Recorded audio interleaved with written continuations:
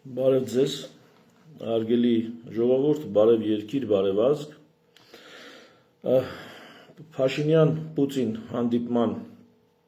մասին մինչև հայտարարությունները, մինչև հրապարակումը նախագահի եւ վարչապետի, Ռուսաստանի նախագահի եւ Հայաստանի վարչապետի, մինչև հայտարարությունների հրապարակումը ուղիղ եթեր արդեն արել էի, վերաբերմունքս ու գնահատականս հայտնել էի, կարող եք նայել իմ նախորդ ուղիղ եթերը, բայց այսօր ուզում եմ արդեն ավելի մանրամասն մի քանի բան ներկայացնել եւ այսպես ասած թարգմանությունը ներկայացնել, թե ինչ ակնարկներ արեցին եւ ինչ մտքերով փոխանակվեցին եւ ինչա նշանակում ամեն մի կողմի դիրքորոշումը, ամենակարևորը, որ այստեղ թարգմանությունն եմ ներկայացնելու, այսինքն հասկանալի, հոդաբաշխ, հայկական մեդիա դաշտում այդքան էլ շատ չեն վերլուծությունները այս առումով, սա էլի ներքաղաքական ճղճիմ քննարկումների է վերածվելու, գող փիսոք հաչալշուն մակարդակով, բայց եկեք մի հատ լրջանանք եւ սկսենք նրանից, որ Փաշինյանը միջև մեկնելը արդեն իսկ ճանաչել էր Պուտինի գերակայությունը այս հանդիպման մեջ, ինչով էր ճանաչել եւ ասել էր, բա իհարկե ինքը պետք է խնդրի հանդիպում, ոչ թե Ռուսաստանի նախագահը կամ նախաձեռնությունը հեռախոսազրույցի, որը եղել էր միջև հանդիպումը, դարձյալ հայկական կողմից էր եղել։ Ես ուզում եմ այստեղ մենք մի կարևոր բան առանձնացնենք, ներքաղաքական խոսույթը դնում ենք մի կողմ, եւ այս դեպքում Նիկոլ Փաշինյանը Հայաստանի Հանրապետության վարչապետն է, ով էլ որ նա լինի, ինչպիսին էլ որ մեր վերաբերմունքը նրա հանդեպ լինի, որովհետեւ երբ որ արդեն Հայաստանի տարածքներից դուրս ենք մենք տեսնում Նիկոլ Փաշինյանին մի աթոռի կամ մի սեղանի շուրջ նստած, ապա այստեղ մենք պետք է հասկանանք ամեն դեպքում, որ ունենք եսա, չունենք եսա վիճակն է, եւ մարդը, որ ներկայացնում է այնտեղ Հայաստանի Հանրապետությունը, այսպես թե այնպես հանդիսանում է մեր երկրի վարչապետը։ Սա կարևոր է ընդգծել եւ այս տրամադրությամբ, այս լրջությամբ նայել քննարկմանը, ոչ թե տեսնենք, թե ինչից կարանք կախվենք, կպրշկենք կամ ինչով կարանք եւս մի անգամ բշտել Նիկոլ Փաշինյանին։ Նամանավանդ, որ ամենևին ինչքան էլ Նիկոլ Փաշինյանը այնտեղ թույլ երևա, թեև թույլ չերևաց,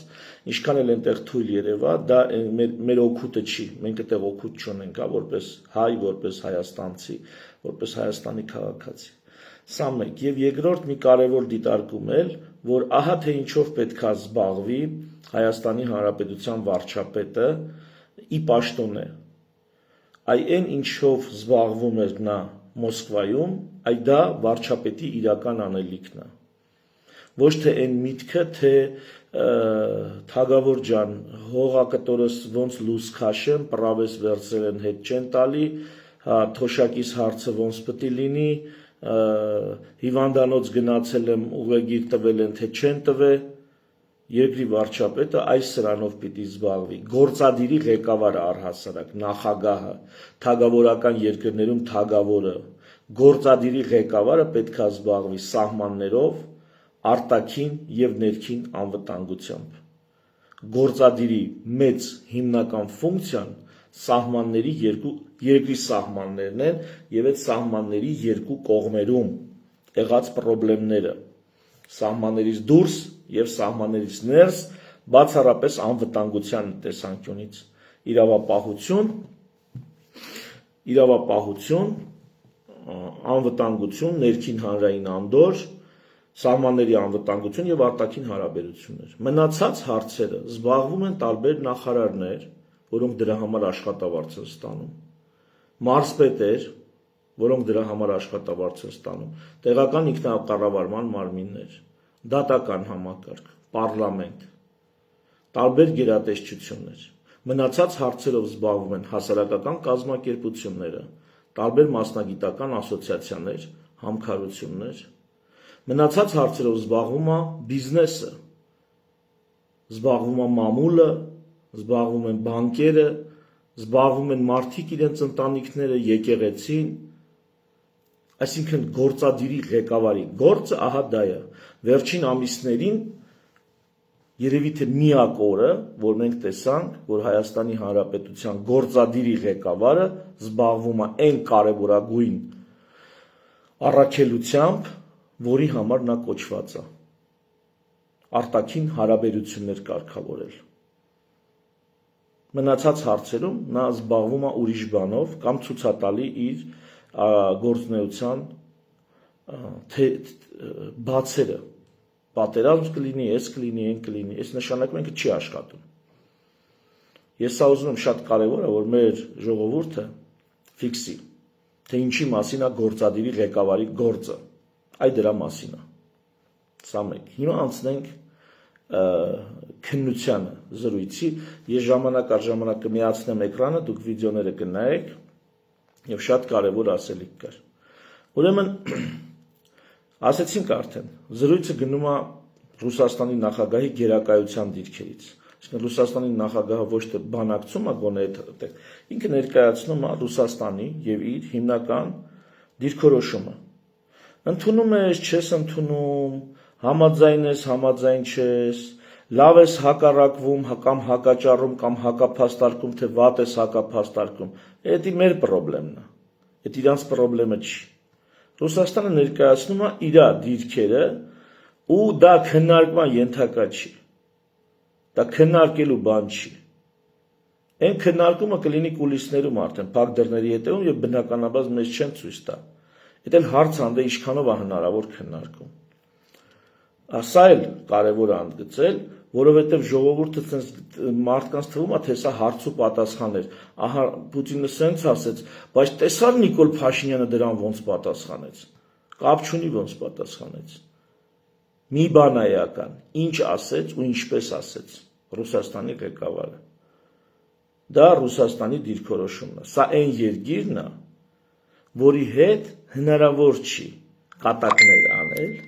հնարավոր չի։ Սա այն երկիրն է, որից դողում են շատ-շատերը, եւ որի դեմ հնարավոր է դուրս գալ միայն շատ լուրջ թիմի կազմում լինելով, քաղաքական ռազմական թիմի կազմում լինելով։ Օրինակ Ուկրաինան դուրս է եկել Ռուսաստանին դեմ, շատ լուրջ թիմի կազմում լինելով։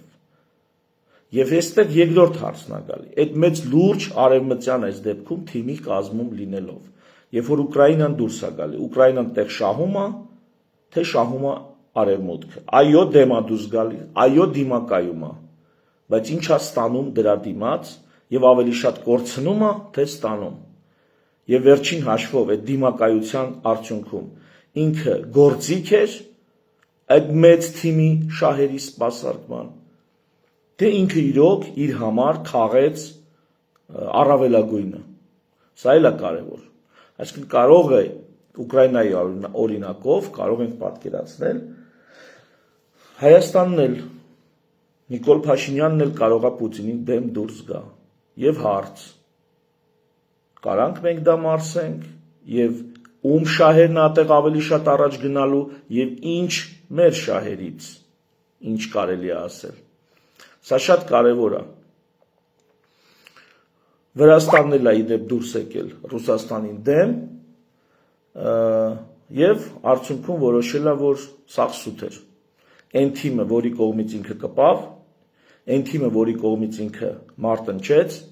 այդ թիմը վերջին հաշվով Սարկոզիներ են ժամանակ։ Գնացին եւ Սաակաշվիլուն ասեցին ստորագրի կապիտուլյացիան ընդունի Ռուսաստանի պահանջները։ Դե ֆակտո Ռուսաստանը վերցրեց ինչ ուզում էր, բայց Սաակաշվիլին չհանձնվեց։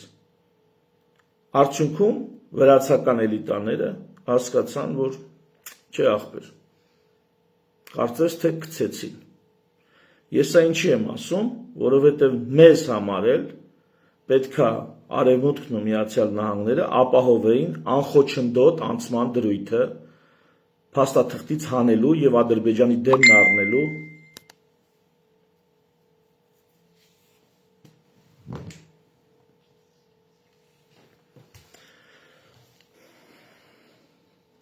Եվ Արևմուտքն ու Ամերիկան դա չարեցին։ Ճիշտ այնպես ինչպես Ռուսաստանը գրել էր անխոչնդոտացման դրույթը Ադրբեջանի պահանջով, այդ նույն ձևի տարան Թրամփի մոտ պեչատեցին, նույն ձևի։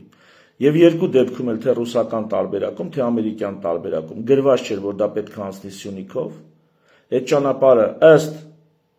տառին, պայմանագրի կետի տառին կամ պայմանավորվածության տառին հետևելով պիտի անցներ Հայաստանով, բայց մենք պիտի որոշեինք որտեղով, օրինակ կարող էր կրկնում եմ Իջևանից գար անցներ գնար Երասխով Նախիջևան, բայց եղավ այն ինչ ուզում է Ալիևը եւ այն ինչ ուզում է Թուրքիան։ Հեսա Թուրքիային եւ Ադրբեջանին կգանք։ Մի խոսքով էս ոչ այնքան հակիրճ նախաբանից հետո առաջին ինչ ասեց Պուտինը։ Առաջին ասեց, որ այն ամենը, ինչ լավ է հայ ժողովրդին, ընդունելի է Ռուսաստանի համար։ Ես հավատում եմ այս խոսքին։ Այս խոսքի մեջ մեծ իմաստ կա։ Այն ամենը, ինչ լավ է հայ ժողովրդին, ընդունելի է Ռուսաստանի համար։ Բայց սա նշանակում է, որ Ռուսաստանը չի ասում այն ամենը, ինչ լավ է հայոց պետականությանը, ընդունելի է Ռուսաստանի համար։ Ռուսաստանը տեսնում է հայ ժողովուրդ, մեզ ընկալում է որպես հայ ժողովուրդ, իր հաշվարկներով 2 միլիոն Ռուսաստանում ապրող, 3 միլիոն Հայաստանում ապրող եւ Արցախահայություն եւ էլի ինչ որ մեր ազգի տարբեր հատվածներ, տարբեր տեղերում, Մերձավոր Արևելքում, միգուցե Ջավախքում եւ այլն, Միացյալ Նահանգներում եւ այլն, Եվրոպայում։ Ռուսաստանը մեզ տեսնում է որպես հայ ժողովուրդ, սակայն որպես հայոց պետականություն չի տեսնում։ Եվ առնվազն 2 անգամ այս բանակցությունների ընթացքում Պուտինը ասեց այն ամենը ինչ լավ է հայ ժողովրդի համար, ընդունելի է Ռուսաստանի կողմից։ Ես որպես Հայաստանի ղեկավար անպայման սրան կանդրադառնայի, ոչ թե կհակաճառեի մնացած դրույթներին, բայց սրան կանդրադառնայի, որ մենք ուրախ ենք, որ դուք հայ ժողովրդի համար սրտացավ եք, բայց մենք կրկնակի ուրախ կլինեինք, եթե դուք սրտացավ լինեիք, դրա կեսով չափ գոնե հայոց պետականության համար։ Սա շատ կարևոր է, որ պետք է ռուսական կողմին որպես ուղերձ փոխանցվի։ Հայ ժողովուրդը, դա պարզապես հայ ժողովուրդ չէ, այլև պետականորեն կազմակերպվելու ձգտող հանրություն է, ինչը նշանակում է, որ դա պարզապես այսպես փոքրամասնություն չի բազմամիլիոնանոց Ռուսաստանի կամ Սովետ միության կազմում, դա նաև պետականություն է աշխարհի քարտեզի վրա։ Սա առաջին։ Երկրորդ,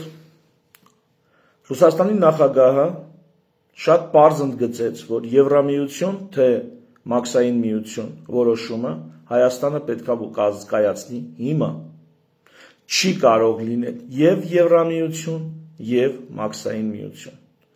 Եվ նա դա ասեց, ինչպես ասում են, ափին մոտ։ Ափին մոտ, ինչի մասին է, ինչ ափի մասին է խոսքը, ենթադրում եմ, միջև նավ նստելը, այսպես ասած, պետք է դա որոշենք։ Որովհետև նավը նստելուց հետո խաղեր տալ էլ չի լինի։ Բջոտ հայավարի ձևերով չի լինի։ Սախի եմ ընդգծում, որտեղ մենք խուսափելով պատասխանատվությունից, խուսափելով մեր հետագա քայլերի համար պետական մասշտաբով պատասխանատվություն կրելուց, փորձում ենք, այսպես ասած, չոր մստել այնպիսի տերությունների, ինչպիսին է Ռուսաստանը կամ չգիտեմ Միացյալ Նահանգները, մենք փորձում ենք չոր մստել այ մարդ, դա չի լինի։ Ու հստակ դրեց, ու նրանք դրան են սովոր, նրանց շուստրիություն չի անցնի էլի նրանց մոտ, ու անհնար է։ Թարս չափալակ կտան վիզիտ կփոկվի վերից։ Խոսքս գնում է Ամերիկա, Ռուսաստան, Չինաստան, չգիտեմ, այս տեսակ հզորների մասին։ Նրանք քո հետ հարաբերությունների մեջ մտնում են արդեն, ընդունում են, ճանաչում են քեզ որպես պետություն։ Բայց նրանք չեն ճանաչում, որ դու մի հատ բանը թայֆա ես շուստրիների։ Նրանք դա չեն ընդունում եւ դրա համար ասեց ափին մոտ պետք է մենք այս հարցը որոշենք, որովհետեւ ասեց մաքսային միությունն էլ բան, դա տարիների երկարաժամկետ պլանավորում է, այսինքն չես կարա այսօր չխառնվես այդ պլանավորմանը, մի օր քեզ դուր գա, ասես լավ, ես գնում եմ Եվրամիություն։ Ուրեմն սա առաջինը, որ Պուտինը դրել է Հայաստանի Հանրապետության առաջ, ուստեղ պլստալ չի լինի։ Որոշում ենք այս գլխից։ Եթե գնում ենք Եվրամիություն, փագում է։ Լարսնա, մյուսնա, փագում է, ասում է գնանք։ Աս չկա։ Գնում ես գնա։ Հիմա ես ասում, կամ հիմա բաց եմ թողում, շարունակում ենք մաքսային միության մեջ հարաբերությունը։ Եվ այս թող ժողովուրդը ազգը իմանա։ Ընդեղ նշում է տնտեսական աճ, առանձին խոսած իրենց այդ վերահսկողության սննդի անվտանգության,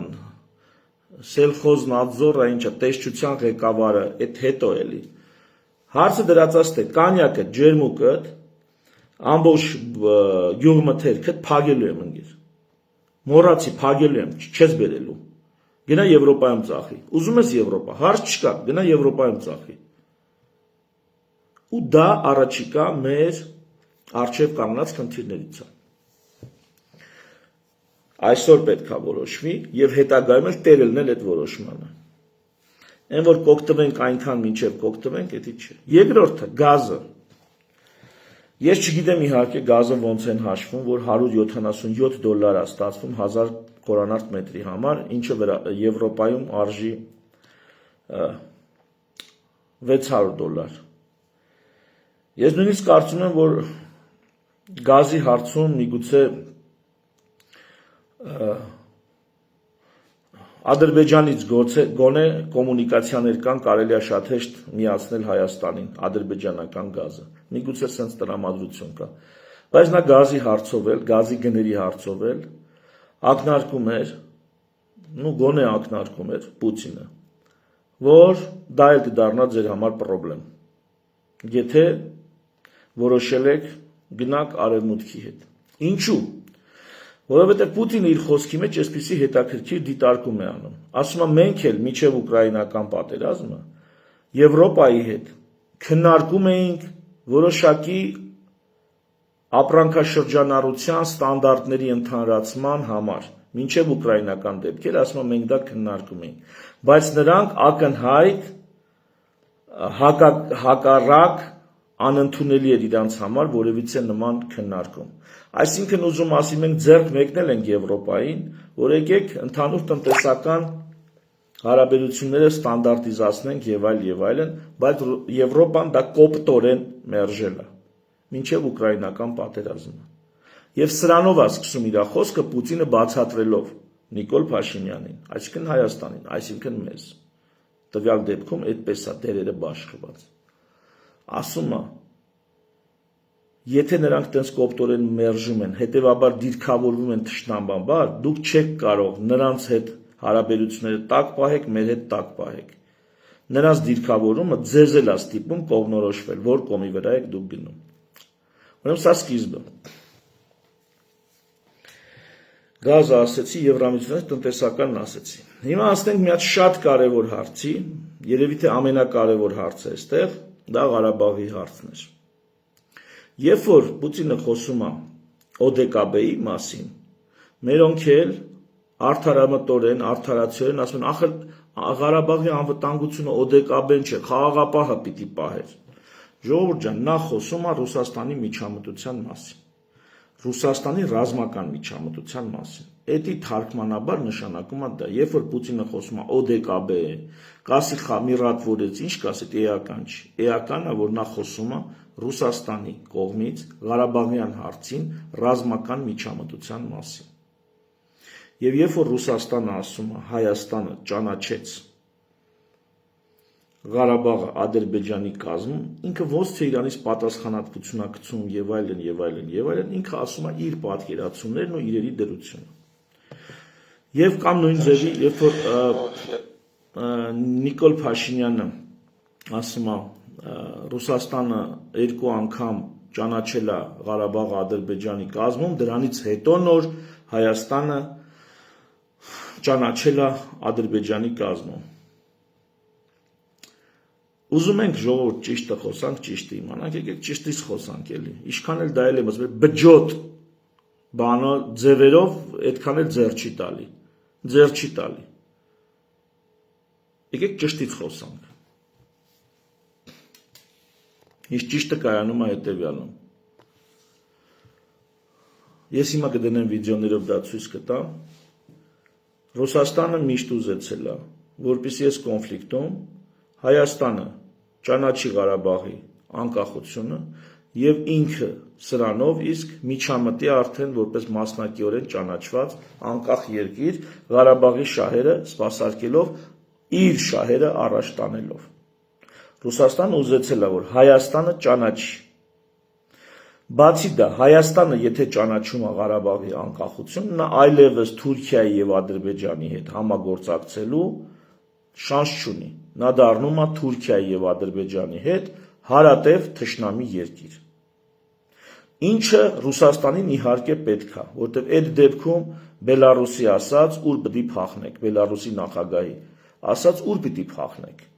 Այսինքն, եթե Հայաստանը ճանաչեր Արցախի անկախությունը,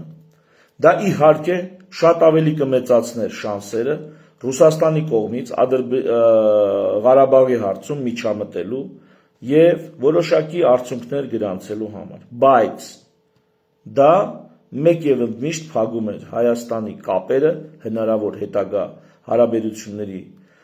բարելավումը կամ հարաբերությունների հաստատումը Թուրքիայի հետ եւ ինչու ոչ նաեւ Ադրբեջանի հետ։ Այսքան բանը իմանալով Հայաստանի Հանրապետության բոլոր իշխանությունները բացառություն չեն ոչ ոք չեն ճանաչել Արցախի անկախությունը, Ղարաբաղի անկախությունը չեն ճանաչել ոչ ոք, որովհետև գիտեին դրանից հետո պետք է մեկ ընդմիշտ մոռանան, որ Թուրքիայի հետ սահման կբացվի, դեպի չգիտեմ Եվրոպա ճանապարհներ, արդեն մեկ եւ ընդմիշտ Հայաստանը մնում էր Իրան, Ռուսաստան, Վրաստան, այս վերտիկալի, եթե քարտեզին նայենք, այս վերտիկալի մեջ հորիզոնական, այսպես հարաբերությունները, հորիզոնական նկատի ունեմ, ասա,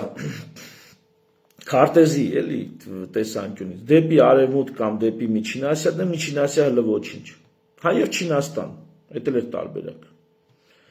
Իրան, Չինաստան, Ռուսաստան, այս դաշտի մեջ էր հայտնվում եւ վերջ։ Ոչ մի Հայաստանի Հանրապետության ղեկավար սա չի ուզեցել անի եւ ահա թե ինչու չեն ճանաչել Ղարաբաղի անկախությունը։ Ինձ Պուտինն ասում է, անգեր, եթե դուք չեք ճանաչում Ղարաբաղի անկախությունը, այ բջեր, կարող է ես պետք է ճանաչեմ։ Ձեր փայ հարիվն էլ մենք ենք, հա։ Դուք չեք ճանաչում, ինչ եք ուզում, ախպեր։ Ճանաչեք, ռիսկի գնացեք, պատասխանատվություն վերցեք ձեր վրա։ Հասկանեք, Պուտինի դիրքորոշումն էլ սա է։ Միամիտ էշ չի, համ ուզում ես Թուրքիայի հետ հետագայում լավ լինես, բայց Պուտինը չի ուզում Թուրքիայի հետ լավ լինի։ Համ ուզում ես հետո Ադրբեջանի հետ բարիշես, համ էլ Ղարաբաղի հարցը լուծես։ Իխի Պուտինը չի ուզում նրանց հետ լավ լինի։ Կամ նա քեզնից լավ վատ հարևանություն կանի նրանց հետ։ Ու դու քո սենց մի պուճուր հալին որոշել ես սենց ավանտյուրայով, սենց շուստրիությամբ բան անես։ Եթե ուզում ենք ճշտից խոսանք, այս է ճիշտը, այս է ճշմարտությունը։ Եվ սա սպասել է ամեն վայրկյան, ամեն օր Ռուսաստանը Հայաստանի Հանրապետությունից։ Ճանաչի ասել է։ Նրանց դիրքորոշումը հետ է ժողովուրդ։ Եվ նա չի ճանաչել Ղարաբաղը Ադրբեջանի կազմում, չի ճանաչել, չի ասել, Ռուսաստանը ճանաչում է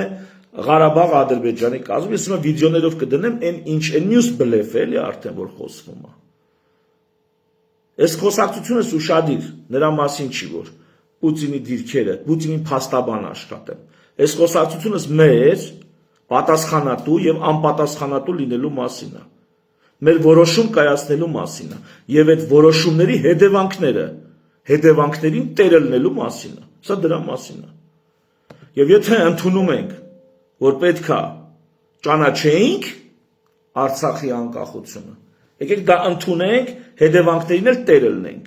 Կամ եթե ընդունում ենք, որ չպետք է ճանաչենք, եկեք դա էլ ընդունենք, հետևանքներին էլ տեր ելնենք։ Ոչ թե սրան նրան մեղադրենք, ինչպես միշտ սրան նրան մեղադրենք, թե ինչի սա այ Ռուսաստանը ճանաչեց դրա համար, ինչ Ռուսաստանը ճանաչեց դրա համար։ Մենք ինչ ենք անում։ Իմ դիրքավորումն եղել է այն, իմ անձնական դիրքավորումը։ Ռուսաստանը առանձին պետք է Ղարաբաղին տեր լինի։ Ես այդ դիրքավորումն եմ ունեցել։ Ես մտածել եմ, որ Ռուսաստանը պիտի առանձին տեր լինի Ղարաբաղին։ Եվ թույլ տա, որ մենք այդ բլոկադայի մեջ չընկնենք, փակվենք այս վերտիկալ առանցքում։ Սա իմ մոտեցումն է։ Սա իմ մոտեցումն է եղել։ Եվ ես չեմ հավատացել, որ ինքը կարող Ղարաբաղը փուռը տա։ Ես չեմ հավատացել, որ Ռուսաստանը ունակա տենց բանի։ Հիմա էլ չեմ կարծում, թե Ղարաբաղի հարցը փակված է Ռուսաստանի համար։ Եվ հիմա էլ կարծում եմ, որ Ռուսաստանի հետ դեռ խոսալիք կա այս հարցով։ Բայց եկեք մի հատ արդեն բաց, հստակ հասկանանք ինչա կատարվում։ Ու մեր անելիքները որն է։ Որովհետև երբ որ մենք դեպի Թուրքիա, դեպի Ադրբեջան ուզում ենք հարաբերություններ կարգավորենք, ինչը նորմալ է, մենք հանդիպում ենք այնտեղ բարիշելու գործընթացի, այսպես ասած, ոչ։ Մենք այնտեղ հանդիպում ենք հաղթող դիրքերից ինչ-որ մեկի, որը պահանջում է դեմիլիտարիզացիա, լուծարել բանակը, ինքնության ոչնչացում, ազգային ինքնության ոչնչացում եւ կարևորագույն ռեսուրսների վրա ձեռը դնի ստրատեգիական նշանակություն։ Մենք այս 3 բանն ենք հանդիպում։ Սա արդեն փորձով ապացուցված է։ Եթե առաջ կարելի էր ենթադրել, որ հնարավոր է ինչ-որ ձև կոմունիկացիա, հիմա փաստացի ապացուցված է, որ այս 3 պահանջը մեր առաջ դնում են Ադրբեջանն ու Թուրքիան։ Ստեղ պետք չի առանձնացնել, որովհետև պասերով են խաղում, մեկը, այսպես ասած, բարի ոստիկանա հանդես գալի, մյուսը չար ոստիկան։ Ու չար ոստիկանը հիմա բարի ոստիկանի դերը վերցրել է իր վրա Թուրքիան։ Հեսա կգանք այդ հարցերին։ Եվ ամենակարևորը, արևմուտքը, հավաքական արևմուտքը, Եվրոպան եւ Միացյալ Նահանգները, որից վիցե կերպ այնքան չարժևորեցին Հայաստանը այս տարածաշրջանում, որ տեր կանգնեին Հայաստանի սահմանների եւ ռեսուրսների անձեռնմխելիությանը։ Հասկանալի է, դաշնակիցներ են պետք է մեծ խաղում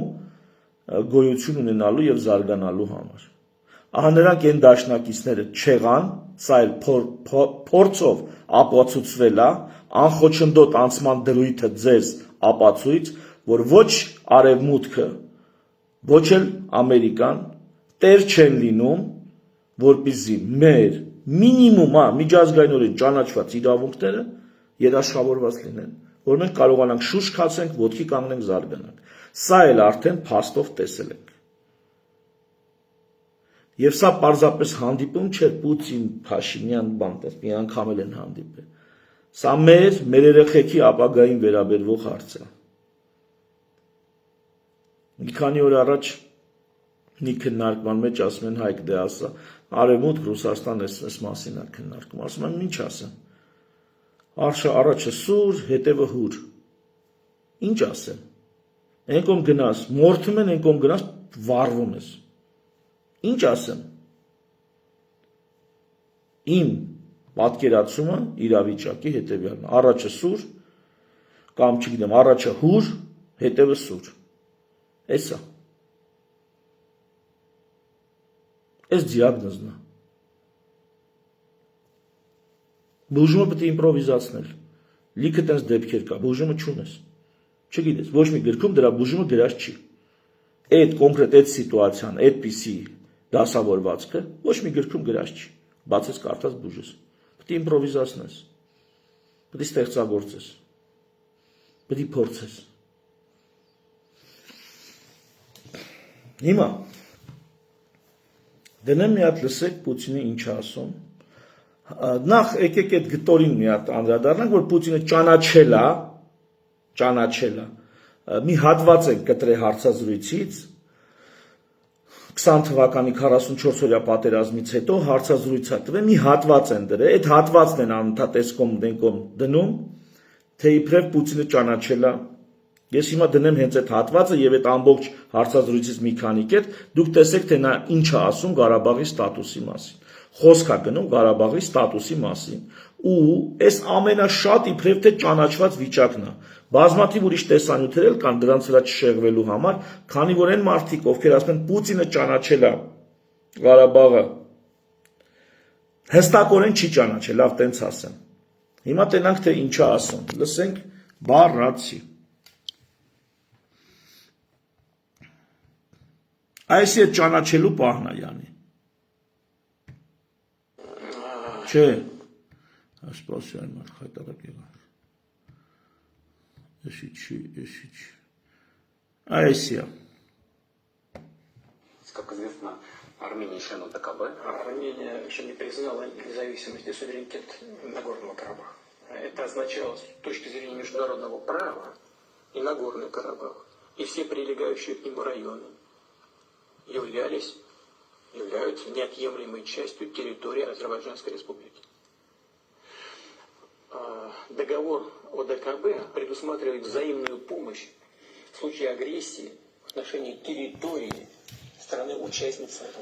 Ասում է Հայաստանը չի ճանաչել, Հայաստանը չի ճանաչել։ Իսկ դա նշանակում է с точки зрения միջազգային իրավունքի տեսանկյունից, դա իր կարծիքը չէ, ասում է միջազգային իրավունքի տեսանկյունից հանդիսանում է Ղարաբաղը հանդիսանում է Ադրբեջանի մաս։ Միջազգային, մի ուրիշ տեղ էլ ասում է միջազգային հանրության տեսանկյունից աչքերով ճանաչվում է Ադրբեջանի մաս։ Հիմա հարց, աշխարհում մի հատ երկիր կա, որ ասում է տենց չի։ Աշխարհում մի երկիր կա, որ ասել է տենց չի։ Սա կարևորն է, բայց այս հարցազրույցի մեջ ոչ թե ինքը արդեն իր դիրքորոշումն էլ է հայտնում, այս հարցազրույցը այսքանով չի սկսում ու ավարտվում։ Էսի մի հատված է, որտեղ ինքը խոսում է, որ Հայաստանը եթե չի ճանաչել, մենք չենք կարա միջամտենք զորքով։ Այստեղ ինքը այդ ասում, խոսում է թե ինչի իրանք զորքով չեն միջամտում կոնֆլիկտին, որովհետև Հայաստանը չի ճանաչի այ մարդ։ Գոնե ասում է Հայաստանը ճանաչած լներ, մենք որտեղ կիսա ճանաչված երկիր կմտնենք։ Հիմա լսեք ինչ ասում ստատուսի մասին։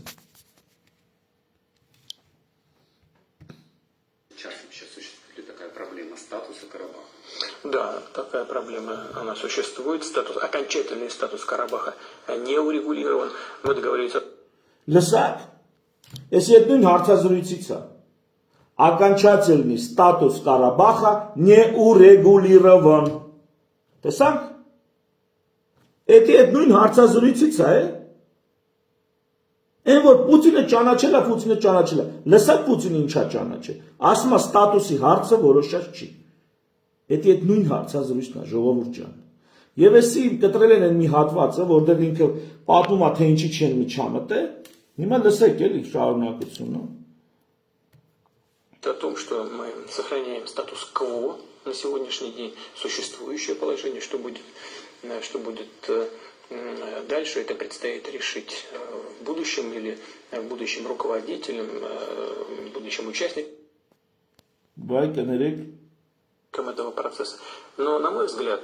если будут созданы условия для нормальной жизни, для восстановления отношений между Арменией и Азербайджаном, между людьми на бытовом уровне, особенно в зоне конфликта, то это создаст условия и для определения статуса Карабаха.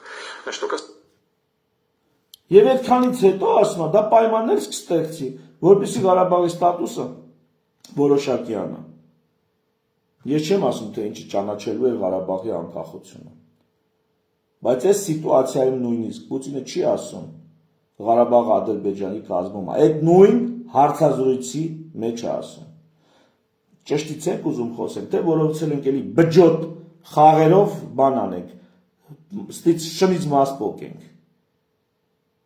Շնից մաս պոկելն էլ ակյար, արա նա ինչ ասացված կա էլի, շնից մաս պոկելն էլ ակյար, դու հլենք մի հատ բարոյական նկարագիր եմ նա ես ասացվածքի, հիմա որոշել ենք շնից մաս պոկենք, պատասխանատվություն չկրելով, շարունակենք։ Что касается признания и непризнания Карабаха в качестве независимого самостоятельного государства, здесь можно по-разному это оценивать, но это без всяких сомнений было существенным фактором, в том числе и в ходе только что, надеюсь, завершенного кровопролитного конфликта. Потому что сам факт непризнания Карабаха, в том числе со стороны Армении, он существенным образом накладывал отпечаток на ход событий и на его восприятие. Ну что, здесь надо прямо говорить. Мы в свое время после... Նայեք, ստե մի հատ կարևոր պահ կա։ Խոսում է հերիք չի ասում է ստատուսը որոշած չի, մի հատ էլ քննարկում է Ղարաբաղի անկախությունը ճանաչելու հարցը։ Ու ասում է, որ դա էական նշանակություն ունի, այս ամբողջ այսպես կոչված բազարի մեջ։ Ու այդ էական նշանակությունը նստած է Հայաստանի Հանրապետության վրա։ Այդ բազարի մեջ Հայաստանի Հանրապետությունից Ռուսաստանը մի բան է ուզել ճանաչել Ղարաբաղի անկախությունը, որը ոչ մի իշխանություն անգամ թույլ չի տվել, որ դառնա քննարկման առարկա։ Պատճառը ասեցի ինչի, դա նշանակում էր մեկ եւ ընդմիշտ մոռանալ դեպի արևմուտք, դեպի Թուրքիա հարաբերությունները։ Դա է նշանակում։ Եվ միջև մեր բջջոտությամբ կմեղադրենք սրան նրան մեր խնդիրների մեջ, եկեք մի հատ նայենք մենք ինչ ունենք անելու ու ինչ ունենք չարած կամ արած։ Հիմա տեսեք ինչ է օրինակ բերում, օրինակա բերում ասեմ, բայց լսեք նաև։ Օրինակա բերում, որ մենք Գրիմը ճանաչեցինք, մենք Աբխազիան ճանաչեցինք, դուք ձեր Ղարաբաղը չեք ուզում, ճանաչեք, արա։ Այդ է ասում հեսա, հեսա կմիացնենք կլսեք։ Ասում չեք ուզում Ղարաբաղը ճանաչեիք, այլ բա մենք ճանաչում ենք, ուզում եք մենք վատամարդ լինենք, դուք չեք ուզում վատամարդ լինենք։ Հիմա լսեք այդ бանը, տեսեք այդ հատվածը։ Преступных, без всякого сомнения, действий бывшего грузинского руководства, нанесение ударов имею в виду нанесение ударов по нашим миротворцам в Южной Осетии. Россия признала независимость Южной Осетии и Абхазии. Мы признали справедливым волеизъявление народа, проживающего в Крыму, и их стремление этих людей, проживающих там, воссоединиться с Россией. Мы пошли навстречу людям. Мы сделали это открыто. Кому-то это может нравиться, кому-то не нравится, но мы делали это в интересах тех людей, которые там проживают, и в интересах всей России. И мы не стесняемся об этом прямо говорим. В отношении Карабаха это сделано не было, и это существенным образом, конечно, оказывало влияние на все происходящие там события. Как вы видите, под этим документом стоит подпись и... Ասում է Ղարաբաղի հարցում դա արված չի, ով պետք է աներ։ Կարող է Ուզբեկստանը պետք է ճանաչի, Ղազախստանը պետք է ճանաչի Ղարաբաղի անկախությունը։ Ժողովուրդ այս է։ Հիմքը սա է։ Մի ուրիշ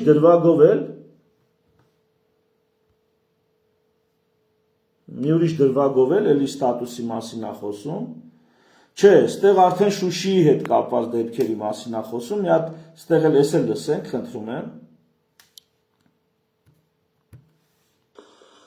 Вот что касается города Шуша, то этот вопрос возник вот в ходе этого конфликта, в ходе этого кризиса. Действительно, это было. Но было в каком контексте? 19-20 октября. Ուշադրություն խոսում է հոկտեմբերի 19-20-ին հրադադարի, հնարավոր հրադադարի մասին։ Դրանից հետո պատերազմը շարունակվեց էլի 16 օր, 17 օր պատերազմը շարունակվեց։ Չէ, ինչ 10 օր։ Այն մարդ 9 օր ընդ է, 10, 20 օր։ 20 օր դրանից հետո պատերազմը շարունակել։ Ուշադիր այդ մասին է խոսում։ Այստեղ ասում եմ, որ Շուշիի թեմա չկար ընդհանրապես, պատերազմը չէր լինի, եթե այդ 5 շրջանները տային, երկուսը հետո տալու։ Այստեղ լրի բաց ասում է։ Ժողովուրդ, բացի մեր իշխանություններից, խալխու իշխանությունները մեր հարցերի մասին բաց ասում են։ Ալիևը միջև մի բան ասել է, որ սուտա դուս եկե։ Հիմա այս Պուտինը մի քիչ ավելի տակտիչնի դիվանագիտական ձևակերպումներ անում, թարգմանել է պետք։ Բայց ոնց ասում է, տենց էլ կա։ Հիմա շարունակենք լսել այդ դրվագը, մի հատ կարևոր դրվագ кա, լսեք ուշադիր։ У меня состоялась серия телефонных переговоров как с президентом Алиевым, так и с премьер-министром Пашиняном. И тогда вооруженные силы Азербайджана, они вернули себе контроль над незначительной частью, южной частью Карабаха. В целом мне удалось убедить президента Алиева в том, что можно прекратить боевые действия, но обязательным условием с его стороны было возвращение беженцев, в том числе в Шуша, в город Шуша. Ну, неожиданно для меня позиция наших армянских партнеров. Այս շփոթմունքը ամերիկանских, արմյանских, կարծում եմ միամիտ չի։ Այսինքն, ինչի չեն ամսի 20-ին պատերազմը կանոնացնում։ Սրա մասին հետո պետք է շատ, որովհետև արևմտյան կոնսուլտանտներն ասում էին գնա միջև վերջ, կոտորի բանակը միջև վերջ, ժողովրդի ողնաշարը կոտորի միջև վերջ, որ այլևս հնարավոր չլինի որևիցե ձևով ռևանշի մասին մտածել։ Հնարավոր չլինի ռուսական պայմանները միջնորդությունը ընդունել։ Ահա թե ինչու 20 օր առաջ վերջնական կապիտուլյացիայից наши ամերիկացական-արմյանские կոլեգի համաձայն չեն եղել։ Մեկը Նիկոլ Փաշինյանը համաձայն չի եղել։ Բայց Նիկոլ Փաշինյանը եղել է իր ոչ գոնե ռուսական կոնսուլտանտների եւ հովանավորների ազդեցության տակ։ Հիմա չեմ ուզում դրա մասին խոսամ։ Այնքան դառը թեմա է դա, այնքան խորանալու բան կա։ Բայց եկեք շարունակենք այն միտքը, որ ընկեր այսենց է եղել։ Հիմա այսօր ինչ է ասում Պուտինը, շատ կարևոր է։ Այսօր նույնիսկ նայեք նա Ղարաբաղի մասին ինչ ասեց այս վարչապետի հետ հանդիպման ժամանակ, նայեք ինչ է ասում։ Ուշադիր լսեք ձևակերպումները, թարգմանում ենք։ Я думаю, что тоже очевидным является, что после того, как вы в Праге в 2022 году признали, что Карабах является частью Азербайджана, вмешиваться со стороны ОДКБ. Ու նաև ոնց է կռանում, որ գրում, որ պիտի հակափաստարկի, yani որ Ղարաբաղը մենք չենք տվել, դուք պատկերացրեցիք լրջությունը այս դիվանագիտական։ Սա նրա մասին չի, ով է ճանաչել Ղարաբաղը Ադրբեջանի կասում, սա նրա մասին է, ով չի ճանաչել Ղարաբաղի անկախությունը։ Ռուսաստանը Հայաստանից ուզել է ճանաչի Ղարաբաղի անկախությունը, եւ մեկը միշտ մոռացի արևմուտքի հետ, Թուրքիայի հետ քո հնարավոր հարաբերությունները։ Կամ կմանևրենք մի բան կլինի, չգիտեմ, բլոտը հարուստ խաղա, մի օր գուցե եւ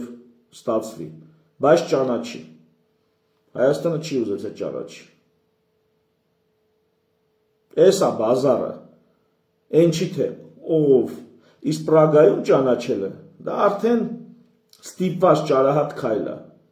խիստ ճարահատ քայլ է դա արդեն, որը շատ խուճուճ է էլի։ Բայց նայեք ոնց է խոսում ձևակերպում Ղարաբաղի մասին։ В этот процесс, который приобрел внутри азербайджанское измерение, просто совсем был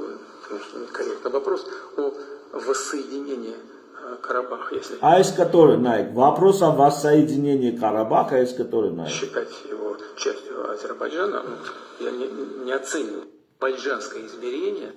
Вопрос о воссоединении Карабаха, если считать его частью Азербайджана. Եթե ընդունենք որ դա նա այսօր նույնիսկ չի ասում որ դա Ադրբեջանի մաս է ասում է եթե ընդունենք որ դա Ադրբեջանի մաս է,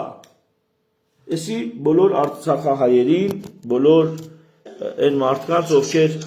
Ղարաբաղի հարցը փակ է, թե փակ չի։ Եթե ընդունենք, որ դա Ադրբեջանի մաս է, ես հիմա կդնեմ այդ հատվածը լսեք ուղակի, մարդկա կարող ասում է թող հաջորդ բառը տենանք ինչ ասում, բայց ուշ այդ հանդիպման ժամանակ երեք Պուտինը չի ճանաչել, նույնիսկ երեք չի ճանաչել Ղարաբաղը Ադրբեջանի մաս եւ դա ենթադրություն, տեսական ենթադրություն է ներկայացնում։ Այս է ամենակարևոր կտորներից է երեկվա հանդիպման։ Корректный вопрос о воссоединении Карабаха, если считать его частью Азербайджана, я не оцениваю. Նա ինչ անում է, այսենց են դիվանագիտություն անում, այսենց են դիվանագիտական խոսք կառուցում։ Азербайджанское измерение, вот совсем было. Մեկ էլ մի կտոր պատկերացրեք, Ալիևը նստած լսում է այս ձևակերպումը։ Հասկանում եք, չէ՞ մեսիջը, այսինքն ուղերձը։ Ալիևն էլ է լսում, որ Ռուսաստանի նախագահն ասում է, եթե ընդունենք, որ Ղարաբաղը Ադրբեջանի մաս է, ապա այդ վերամիավորումը ինչ որ իմաստ ունի, Պուտինն է ասում, ժողովրդի խաղաղության համար։ Բայց ժողովրդի խաղաղություն էլ չկա։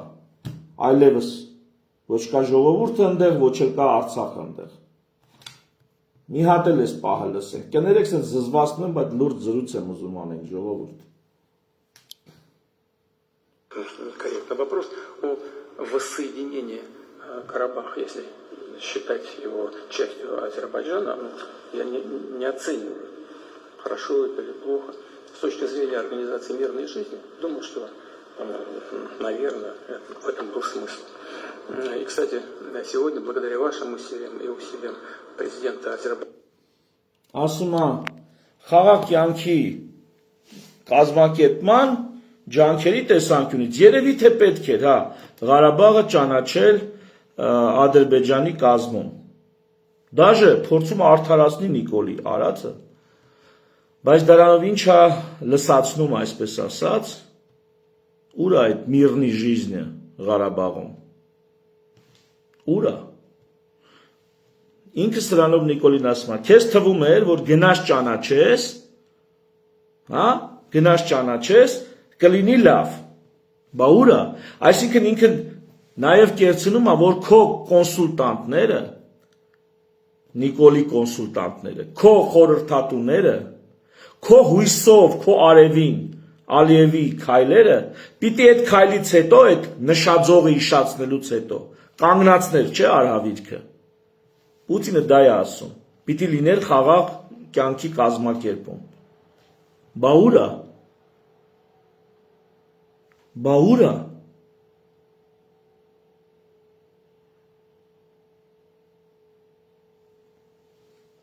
Ու այն միտքը, որ Վլադիմիր Վլադիմիրովիչ, ես միշտ զանգե քեզ ասել եմ, ես միշտ քեզ տեղյակ եմ պահել, ճիշտ է ասում։ Ստե հիշում եմ Լևոն Տեր-Պետրոսյանի այն խոսքը, ասում է Նիկոլը մենակ կարա կապ ունենա նրանց հետ եւ նրանցից առաջի ձեռ իմանա ինչա կատարվում, բայց դժվար թե լսի ու հասկանա ինչի մասին է խոսքը։ Այս մարդը չի էլ հասկանալու։ Մանասյան Հայկը հասկանում է։ Դրա համար պատճառներ կան, դրա համար կա նախ դաստիարակություն, երկրորդ կրթություն։ Թե այդ ինչ դաստիարակություն ու կրթությունն է, մի օր ժամանակ կլինի կասեմ։ Սա չի հասկանում։ Չի էլ ուզում հասկանա։ Այս ինչ խաղ է։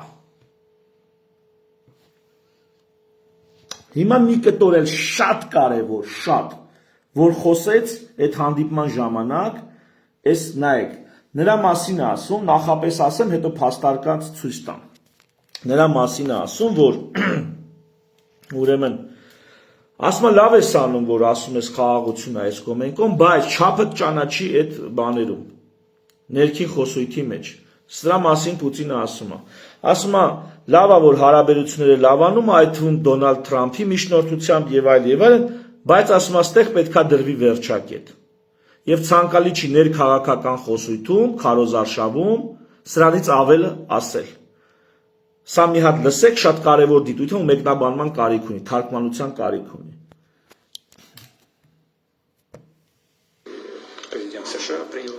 активную часть. И размораживаются, на мой взгляд, и транспортные пути и так далее. И здесь нужно просто искать дальнейшие способы укрепления отношений. Но мне кажется, что здесь мы тоже должны точку поставить. И было бы лучше, если бы это не было такой частью внутриполитического процесса, особенно в ходе предвыборной кампании. Ну и, наконец, у нас Լսեցիք, ասма լավ է, որ հարաբերությունները կարգավորվում են Ադրբեջանի հետ, կոմունիկացիաները բացվում են, լավ է, բայց լավ կլներ, որ ստեղ վերջակետը դնենք։ Եվ ցանկալի չի, որ այս process-ները դառնան ներքաղաքական, նախընտրական կամպանիայի քննարկելիք ասելիք։ Իսկ ինչա ներքաղաքական կամպանիայում քննարկվում եւ ասվում, որը Պուտինի կարիքով չափնանցնում է Նիկոլը, լավ է Ադրբեջանի հետ, լավ է, չափնանցնում է, երբ որ ասում է սեպտեմբերին պատերազմ կլինի, չափնանցնում է, երբ որ ասում է ղարաբաղցիները իրավունք չունեն վերադառնալու եւ էլ չեն վերադառնալու, չափնանցնում է, երբ որ ասում է վերջ։ Սա հարցերը լուծված է, սա մենակ ինքը կարա փրկիչ եւ տեր եւ փրկիչ լինի երկրին։ Պուտինը ասում է, լավ ես անում, որ գովում ես, քարոզում ես, որ դու խաղաղություն ես բերել, հարաբերություններ ես կարգավորում, բայց այդքանից ավել, ըտե պետքա տոչկա դրվի, վերջակետ ենք ըտե դնում։ Դրանից ավել արդեն շատ ես խոսում։ Որովհետև ոչ Ղարաբաղի հարցի բաց եւ փակ լինելը, ոչ Արցախահայության վերադարձի հարցը, ոչ սեպտեմբերի պատերազմ կլինի թե չի լինի, դա Նիկոլ Փաշինյանի խելքի բանը չի։ Դա նրա իշխանության տակ չի, որ անի կամ չանի։ Ահա սենց մի բան է դրվագ կա, հուսամ հատկապես քաղաքական վերլուծաբանները այս դրվագի վրա առանձնակի ուշադրություն կդարձնեն։ Այս հանդիպման մեջ Պուտինն ասում է, որ Ղարաբաղի հարցը փակ չի։ Բայց հույսեր էլ չունի առանձնակի, որ հայությունը իր բնույթը կփոխի։ Մի զգալի մաս, ովքեր եղանակ են ստեղծում,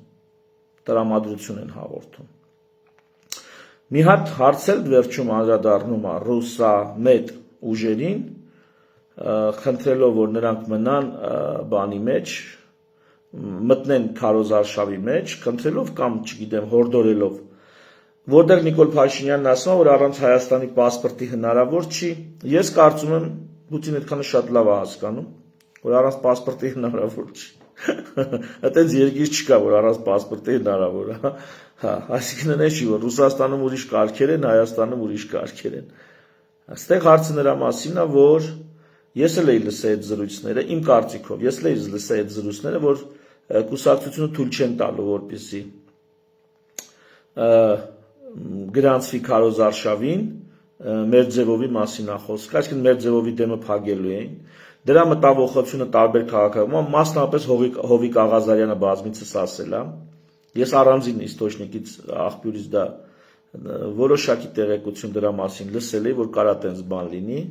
եւ դրա լուծումը դաշինքի վերածվելն էր, դաշինք դառնալն էր, որ չկարողանան փակել, այս դեպքում տարբեր քաղաքական ուժեր կլինեն եւ չեն կարա պատճառաբանել Սամվել Կարապետյանով, թեև էլի ինչ որ բան կարելի է մոգոնել, եւ Պուտինը դա էր ասում, ոչ թե Սամվել Կարապետյանին ազատ Արցախի թոնա քարոզարշավանի, այլ այնպես չլինի, որ այդ քաղաքական ուժին վերջի օրով արգելեք մասնակցի ընտրություններին։ Պուտինը սրա մասին էր ասում։ Հորդորեց չարգելել մեր ձևով շարժմանը, մասնակցել ընտրություններին։ Խոսքը Սամվել Կարապետյանի մասին չէր, թեև ձևակերպված էր այդպես։ Որովհետև այս մակարդակի մարդիկ մեր մակարդակի մարդկանցից մի քիչ ավելի ուրիշ ձև են իրանց խոսքը ձևակերպում։ Թերևս սա էր ամբողջ հանդիպման ռուսական կողմից ներկայացված մոտեցումները, ինչ կար հայկական կողմից, լսել եք եւ բավականին շատ մարդիկ գով կկանեն Նիկոլ Փաշինյանին, թե տես ահա անկախ երկրի վարչապետի ինչպես սա խոսում բանը ռուսների հետ, ժողովուրդ, բախի sense չի խոսում Ալիևի հետ։ Ես այդ հարցը միշտ տալու եմ մտածող մարդկանց, խնդրում եմ այդ հարցը մտածեք։ Ալիևն ավելի սարսափելի ղեկավար, եթե որպես սարսափելի ղեկավար, էլի, որպես բռնակալ, թե Պուտինը։ Աշխարհում ով է ավելի բարձր ռեյտինգ ունի, ով ավելի մեծ կարողություն ունի, ում երկիրը ավելի շատ կարա վնաս տա այլ երկրների։ Ռեալ, հələ եկեք մի հատ այդ հարցը տանք։ Ռուսաստանը թե Ադրբեջանը։ Ինձ թվում է բոլորն էլ կհամաձայնվեն, որ Ռուսաստանը։ Բա եթե Ռուսաստանը ավելի ազդեցիկ երկիր է, քան Ադրբեջանը։ Ինչի օրինակ կարա Ռուսաստանի նախագահի հետ սենց խոսա, բայց Ալիևի հետ տես չի կարա խոսա։ Հա՞։ Դուք զգում եք, որ ստե մտածելու բան ունենք, էլի մի հատ Ես ինչ երևույթ է։ Եթե նա այդքան ուժ ունի, որ Պուտինի հետ սենց խոսա, այդքան անկախ երկիր ենք մենք։ Եթե դա երկրի անկախության դրսևորումն է, առավելևս ինքը Ալիևի հետ ո՞նց կխոսա։ Եթե դա մեր երկրի անկախության բանն է, նշանն է։ Բայց եթե նա Ալիևի հետ այսենց է խոսում, այսենց, Պուտինի հետ այսենց է խոսում, սա արդյոք անկախության նշան է, սա արդյոք ինքնիշխանության նշան է, թե սա նշան է այն բանի, որ իր դուխը գալիս է Թուրքիայից, որ իրան տերականգն է Թուրքիան, այդ Թուրքիայի վասալը կարա Պուտինի հետ սենց խոսա, այն մտքով, որ Պուտինի վատ բան չի ասում ինքը, իր իրավունքների պաշտպանության, այդ Թուրքիայի վասալ, որտեղ նույնիսկ Եվրոպայի թևի տակ սենց չեն կարա խոսան Պուտինի հետ։ Նույնիսկ Եվրոպան այդ թափը չունի, ինչ որ մի պետության ղեկավարի այնքան դուխ տա, որ սենց խոսան Պուտինի հետ։ Եվրոպական ղեկավարներն իրենք այս տեսակ չեն կարա խոսան Պուտինի հետ։ Միացյալ Նահանգների նախագահ կարա խոսա, բայց թույլ չի տա։ Նա հիմա Պուտինի հետ իրար լեզու հասկացած են։ Այս դուխը որտեղից է գալի, Ամերիկայից չի գալի այս դուխը։ Ամերիկան Պուտինի հետ հասկացած են իրար։ Ավելի փորձում են համագործակցել, իհարկե, որպեսզի Ռուսաստանը Չինաստանի հետ քիչ մերձենա։ Նո էդի ամերիկյան պլաններն են։ Եվրոպայում այդ ղեկավարը չկա, որ այդպես կարա։ Էրդողանը կարա միտեղ այդպես իրան պահի։ Այ Էրդողանը կարա։ Ու սենց կարա Էրդողանի դուխով մարդ իրան սենց պահի։ Սա ոչ թե Հայաստանի ինքնիշխանության կամ անկախության խորհրդանիշ է։ Սա Թուրքիայից դուխ ստանալու եւ Թուրքիայի դուխով խոսալու խորհրդանիշ է։ Ինձ համար դուք կարող եք չհամաձայնվել։ Ահա թե ինչու չի կարում Ալիևի հետ այդպես խոսա, որտեղ թուրքական հիերարխիայում Ալիևը մի քանի աստիճան վերև է կանգնած, քան Նիկոլ Փաշինյանը։ Բայց նույնիսկ այդ դիրքերից Ալիևը իրան այսպես զրույց թույլ չի տալիս։ Գիտեք ինչի, որտեղ Ալիևի դիրքը իրական է։ Իսկ մեր վարչապետի դիրքը հորինված, նա ուզում է ցույց տա իր ընտրազանգվածին եւ իր լոբինգով զբաղվող անհատներին, որ ինչքան ինքը տենց վստահ է, ինչքան ինքը տենց ուժեղ է։ Գոյություն չունի աշխարհում մարդ, որ այսենց խոսա Պուտինի հետ ու Ալիևի առաջ այսենց կուրկուրի ձակ դառնա, ամբողջ ազգին ահաբեկի ասի, ինչ չընտրեք պատերազմ ալնելու։ Այդտենց վախում է։ Ու ազգը պետք է վախենա, իր վախը քիչ է։ Ամբողջ ազգը պետք է ստրուկի պես վախենա, հպատակի պես պետք է վախենա։ Ահա այն մնացած պատասխանները, որ տալիս է Փաշինյանը։ Առանձին չանդրադառնալով, ահա այս ցավոտ արձանագրում եմ անում ինքս ինձ համար։ Միշտ երբ որ ասել են հատկապես քոչարյանականները, վիլայետ թե գուբերնիա բան sense այսինքն Քոչարյանականն ասեն դարձնում է վիլայետ, հակա Քոչարյանականներն ասում են դարձնում է Քոչարյանն ուզում է դարձնի գուբերնիա։ Էլի կուզենայիմ երկու բան էս մասին ասել, ժողովուրդ, մեզնից է կախված մենք կլինենք գուբերնիա, թե չենք կլինի գուբերնիա։ Մենք եթե հպատակ ենք կլինենք գուբերնիա, հպատակ չենք կլինենք ռեսպուբլիկա։ Եվ անկախ նրանից ում ազդեցության տակ մեզնից է կախված մեր ներքին ամրությունը, սա կարևոր է ընդգծել եւ այն բանը ես միշտ լուրջ չեմ վերաբերել, ասեմ դե всё-таки արևմուտքը այնուամենայնիվ ասպասի քագեմ սրանք ներվերս կիրան, անդադ մատս գտնում է։ Ես էլ եմ ցույց տվել, ես եմ ցույց տվել, ինչ էլ ցույց չեմ տվել կներեք։ Հատկապես արևմուտքը մտածում է այնուամենայնիվ տեր է էլի։ Այս այդքան թուրքական դուխը չի, ինչքան արևմտյան դուխն է։ Կրկնում եմ, մինչև այն պահը, երբ որ օգոստոսի 8-ին ստորագրեց։ Չնայած դրանից առաջ արդեն պարզ էր, բայց օգոստոսի 8-ին մինչև ստորագրեց անխոչնդոտ անցման դրույթը, նաև ամերիկյան փաստաթղթում։ Եվ այդտեղ փակվավ արդեն ամբողջ հարցերը, ժողովուրդ։ Մենք պետք է զիջենք։ Մենք շատ լավ ազգ ենք, տաղանդավոր ազգ ենք։ Սա հենց այնց ինքնագով չեմ անում, ընդհանրապես բոլոր այն գործիչները, որոնք հայ ժողովրդին են գովում բան, ես իրանց վատաշկով եմ նայում որպես պոպուլիստներ, որովհետև հայ ժողովրդին պետքա սթափեցնես, ոչ թե գովես։ Հայ ժողովրդին պետքա կոչ անես, որ խելքի արի ու մեկ էլ պիտի տոկի տաս, որ ինքը հասկանա, որ Տիգրան մեծի սխրանքները այսօրվա մեր խնդիրները չեն լուծում, էլի, հակառակը։ Բավարարվել սեփական ոչնչությունը մեծ հայքի փառքով ուրեմն ինքնամխիթարելը դա հարցի լուծում չի։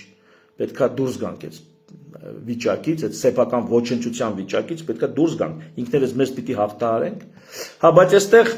պիտի ասեմ, քանի որ մենք այնուամենայնիվ տաղանդավոր ազգ ենք, գենետիկորեն էլի, ի բնե պիտի կոդրեն այս ազգին, պիտի ջարդեն այս ազգին, որ սա չկարանա ոտի կանգնի ոչ մի դեպքում։ Այնպես պիտի ջարդեն։ Օրինակ ինչի արագ սեփականաշնորհում սկսավ անկախության տարիների հենց սկզբում, չէ՞, սովետական միության փլուզումից հետո արագ սեփականաշնորհում։ Դա ոչ թե նրա համար էր, որ անցնում ենք անում շուկայական տնտեսության, կապիտալիզմի եւ այլն, ամենևին։ Եթե անցման մասին մտածեին, կանեին աստիճանաբար։ Փուլ առ փուլ։ Այդ արագ սեփականաշնորհումը նրա համար որ հանգարց սովետը չվերականգնվի։ Այնց քանդեն տնտեսությունը, դա ոչ թե մեր իշխանությունների, այնտեղից, իրանց էլի արևմտյան կոնսուլտանտները, որովհետեւ սովետը էլ չվերականգնվի, քանդեք ինչքան կարող է։ Ուկրաինայի օրինակը շատ լավ օրինակ է։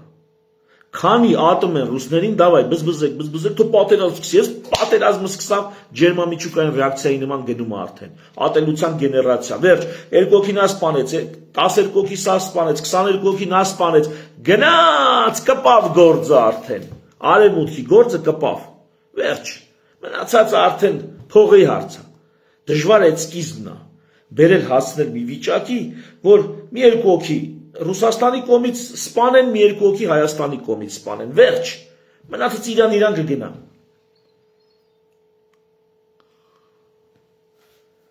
Հիմա ես այդ տեսա,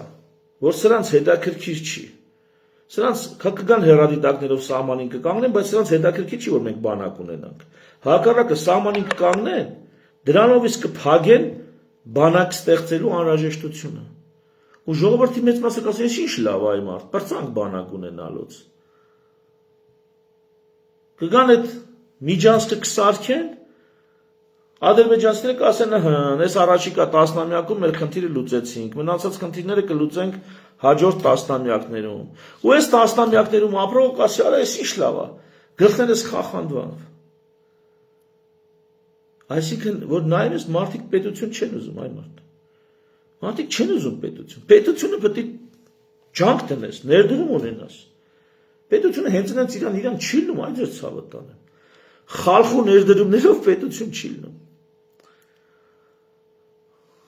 Մի խոսքով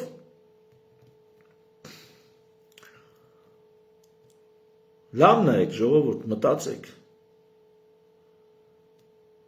Թուրքիան չի կանգնելու, Ադրբեջանը չեն կանգնելու։ Ոչ թե Հայաստանի գոյության հարցն է։ 3 պայման, պարտադիր լինելու է 3 պայման, բանակ չենք ունենալու, ազգային ինքնություն չենք ունենալու եւ մեր կարևորագույն ստրատեգիական նշանակության կառուցվածքների վրա, ռեսուրսների վրա լինելու է թուրքական կամ ադրբեջանական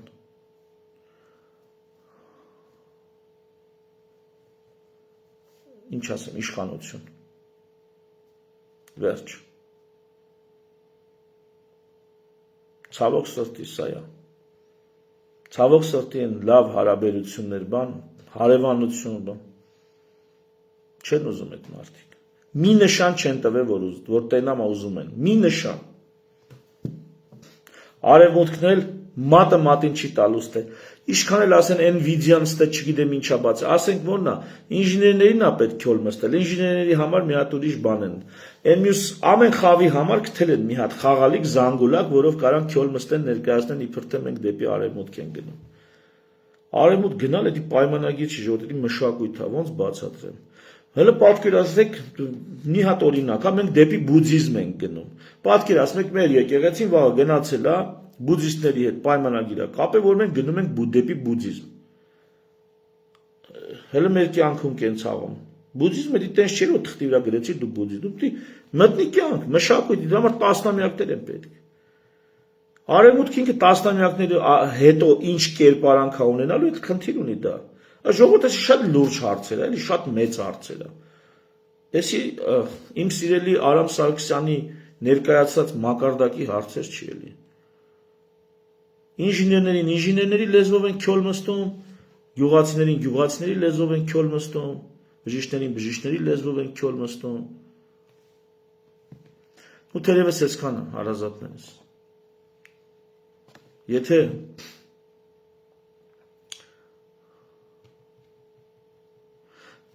ապոկալիպտիկ բան չեմ ասում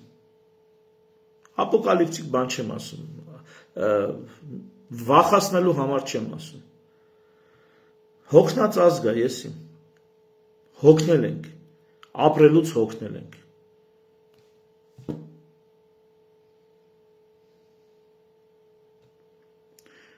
ու Նիկոլ Փաշինյանը չի որ մեր այս մեծ հոգնած դեգերումներից մեզ խաղաղության ու հանգստության ափ հանելու դա ինքը չի ժողովուրդ ինքը չի ինքը ունի լավ կողմեր բայց ես ինքը չի թերևս այսքանը միշտ նոր հանդիպում բարի գիշեր